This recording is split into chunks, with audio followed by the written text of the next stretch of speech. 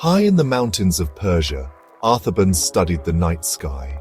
A renowned priest and scholar, he had spent his life seeking wisdom. One night, a new star blazed into view. It pulsed with an otherworldly light. This celestial sign spoke to Arthaban. It whispered of a newborn king, a king like no other.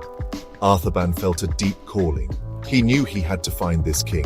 He gathered 3 precious jewels, a sapphire, a ruby, and a pearl. These were gifts fit for a king. He would present them as tokens of reverence and adoration. With a heart full of faith, Arthaban set out on his journey. He joined 3 other wise men, also guided by the star. They traveled east, following the celestial beacon. Their journey was long and arduous, but Arthaban's spirit remained high. He was driven by the promise of meeting the newborn king, the King of Kings. Arthaban believed deeply in the importance of his mission. He understood the significance of the celestial event. This newborn king was destined to change the world, to bring peace and understanding, to offer salvation. Arthaban was determined to be a part of this momentous occasion. To fund his journey, Arthaban sold all his worldly possessions. His home, his books, his possessions, all were relinquished. He traded a lifetime of accumulated wealth for 3 exquisite jewels. These jewels represented his devotion. They were a testament to his faith. Each gem held a special significance for Arthaban. The sapphire, a symbol of hope, represented the promise of the new king's reign. The ruby, a symbol of love, embodied the compassion that the king would bring to the world. And the pearl, a symbol of purity, signified the king's divine nature. The journey led Arthaban and his companions across vast deserts. They rode on camels, their silhouettes stark against the setting sun. The star blazed ahead, guiding their way. They faced sandstorms and scorching heat, yet their resolve never wavered. They finally reached the bustling city of Babylon. Here they planned to rest and restock their supplies. While passing through the city gates, Arthaban witnessed a disturbing sight. A Jewish man lay dying in the street. He was weak and frail, abandoned by those who feared contagion.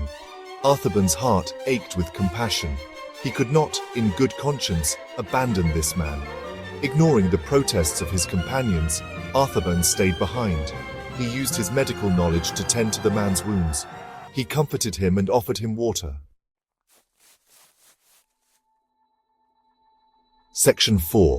A Journey of Perseverance. The delay in Babylon proved costly. By the time the sick man recovered, Arthaban's companions were long gone. They had continued to follow the star without him. Arthaban was alone. He had missed the opportunity to travel with his companions. But his spirit did not falter. He knew in his heart that his journey was far from over. He was determined to find the newborn king, even if he had to continue alone. He sold his sapphire to a caravan leader. The money bought him sturdy camels and provisions. With a renewed sense of purpose, Arthaban ventured forth once more. His journey took him through treacherous mountain passes and across desolate plains. He faced bandits and wild beasts.